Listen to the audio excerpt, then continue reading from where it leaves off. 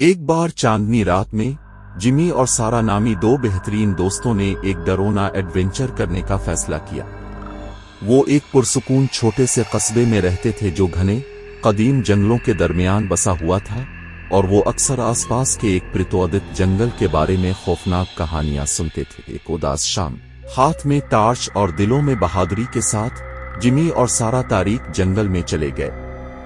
بٹی ہوئی شاخیں خوفناک سائے ڈالتی ہیں اور ہوا سرد مہری کے راز کو سرگوشی کرتی ہے۔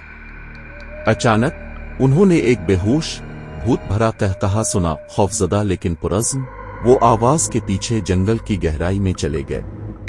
ان کی ٹارچ ٹمٹما رہی تھی اور درخت ان کے ارد گرد بند ہوتے دکھائی دے رہے تھے۔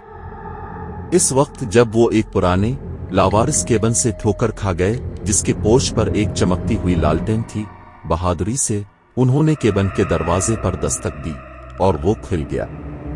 اندر انہیں کاسپر نامی ایک دوستانہ بھوت ملا جو صدیوں سے تنہا تھا۔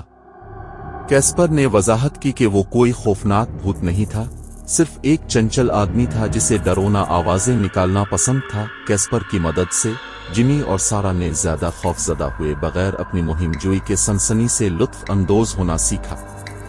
انہوں نے کھیل کھیلے، ایک ساتھ جنگل کی سیر کی اور یہاں تک کہ بھوت بھری چائے کی پارٹیاں بھی کیں۔ اس دن کے بعد سے اس جنگل میں جمی اور سارا کے لیے خوف کی جگہ نہیں رہی تھی۔ اس کے بجائے یہ ایک جادوئی دنیا بن گئی جہاں دو دوستوں اور ایک دوستانہ بھوت نے لاتعداد ڈرونا اور لذت آمیز مہم جوئی کا اشتراک کیا، یہ ثابت کرتے ہوئے کہ بعض اوقات خوفناک ترین جگہیں انتہائی حیرت انگیز حیرت کو چھپا سکتی ہیں۔